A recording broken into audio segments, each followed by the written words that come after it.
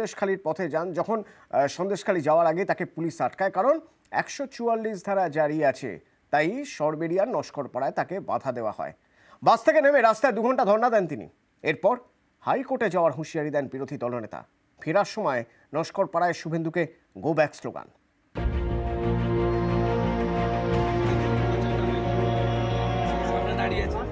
আগেই ঘোষণা করেছিলেন বৃহস্পতিবার সন্দেশখালী যাবেন। পুলিশ পথ আটকালে সেখানেই ধর্নায় বসবেন। এদিন সেটাই হলো। সন্দেশখালীর পথে বাধা পেয়ে রাস্তায় 2 ঘন্টা ধর্না বিরোধী দলনেতা শুভেন্দু অধিকারী। বলছে আপনি 144 ভাঙছেন না, আপনি গেলে এত লোক গ্রামের বেরিয়ে পড়বে, এরা সত্যি কথা বলে ফেলেছে। এদিন বিধানসভা থেকে বাসে করে সন্দেশখালীর উদ্দেশ্যে রওনা দেন বিরোধী দলনেতা শুভেন্দু অধিকারী, সঙ্গে বিজেপির আরও 3 বিধায়ক। শিলিগুড়ির শঙ্কর ঘোষ, হলদিয়ার তাপসী মণ্ডল এবং শালতোড়ার চন্দনা বাউরি। সোমবারের মতো এদিনও সায়েন্স সিটির কাছে শুভেন্দুদের বাস আটকায় পুলিশ।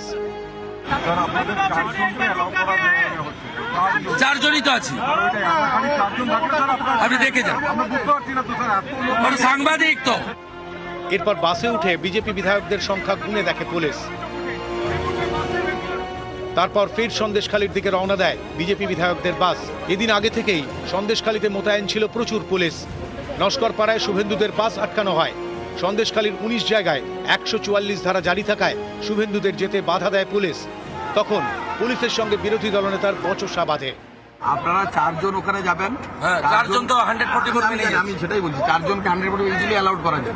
বাট আপনি যদি একাও যান 4 জনের জায়গায়, ওখানে একটা গ্যাদারিং হবে, সেই গ্যাদারিং আটকানোর জন্য ভিলেজার্সরা থাকবে, বাইরে থেকে তো লোক নয়। ভিলেজার্সের সঙ্গে কথা বলা যাবে না স্যার, অ্যাকচুয়ালি ভিলেজার্সই থাকবে ওখানে। বেসিক্যালি ভিলেজার্স 4 জন 5-10 জন বেরোলে তো ভায়োলেট হচ্ছে, সেই জায়গাটায় আপনি যাবেন। আপনি আমাকে অ্যালাউ করছেন না অন ক্যামেরা বলছেন তো? না, আমি অ্যালাউ করছি না। কি করছেন না? না, অ্যালাউ করছি না। এরপরই বাস থেকে নেমে রাস্তায় বসে পড়েন বিরোধী দলনেতা। প্রায় 2 ঘন্টা পর অবস্থান তোলেন। শুভেন্দুর হুঙ্কার, সন্দেশখালী ঢোকার অনুমতি পেতে এবার তিনি হাইকোর্টের দ্বারস্থ হবেন। এই মাটি নিয়ে যাচ্ছি। I will move to court, सड़क में रहूंगा और कोर्ट में भी जाऊंगा। ये लड़ाई जारी रहेगा। आज जितना विटनेस है सबको सेफ कस्टडी में हम लोग ले रहा है।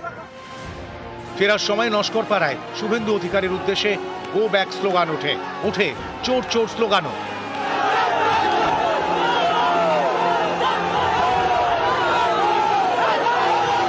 চোর এখানে এসেছিল, তার জন্য আমরা দেখার জন্য আমরা সবাই এখানে সবাই এসেছিলাম। লাঠি উঁচিয়ে তাড়া করে পরিস্থিতি সামাল দেয় পুলিশ। নিউজ 18 বাংলা।